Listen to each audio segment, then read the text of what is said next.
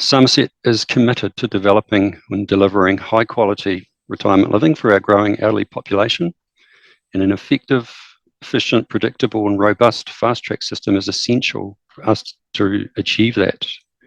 We urge the committee to consider our recommendations to ensure this bill delivers on its promise of streamlining development while maintaining the quality and integrity of decision making and resource management.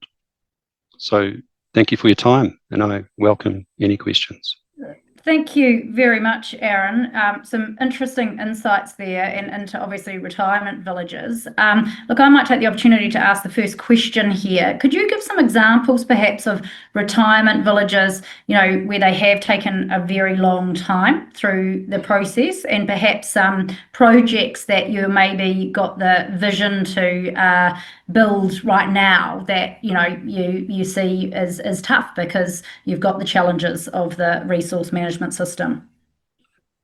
I can. Is your question in regard to the sort of traditional RMA and how long that might take, or? Yeah, I'd be just interested in then perhaps any that you've got obviously in the fast track.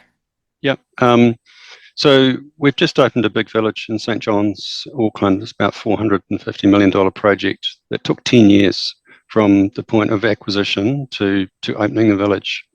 We have another one in Lower Hutt, which has taken 9 years to go from purchase and to actually delivering the village. So where there is a lot of community opposition and parties that are willing to go the distance with the Environment Court, that it has been tricky.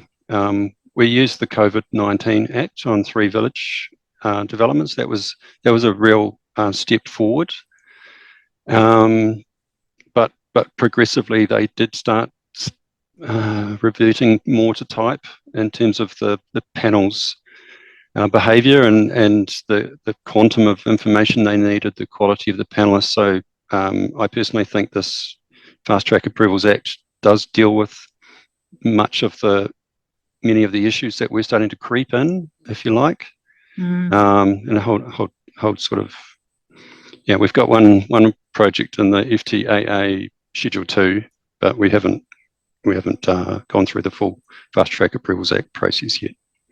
And obviously with an ageing population and more demand for, I suppose, retirement villages, are you finding that there is the demand there? And obviously 10 years is a long time for this to actually come on board. Yeah, demand is definitely there. The demographics don't lie. The baby boomer demographic bubble's coming through. So there will be really, really good demand for the next 15, 20 years at least. And we're in the fortunate position where we have the resources to deal with those long battles, but the smaller operators obviously tricky for them to navigate their way through the RMA. Thank you. Look, a question from Celia Wade-Brown.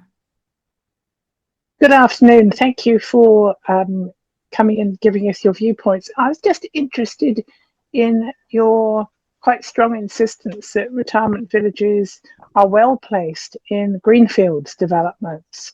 I think one of the most successful ones I've seen is the one in Kilbirnie, right? So that residents who are able to can easily get out of the actual precinct, and visitors are very easily able to see their family or friends. And I just wonder whether the loosening of consideration of infrastructure, we tend to think of the 3 waters, but also transport, including walking and public transport, particularly relevant for the elderly. Would these be bypassed in the consideration if we go down this route? Thank you for that question. We really intend to develop in those built-up areas first and foremost. We want to be building in the Kilbirnies where the social infrastructure is around there, but we're needing to build at such a scale now to make the villages economic that there's no longer those large parcels of land in those densely populated areas. So we are forced to move out, as with the subdivisions often in order to find larger parcels of land.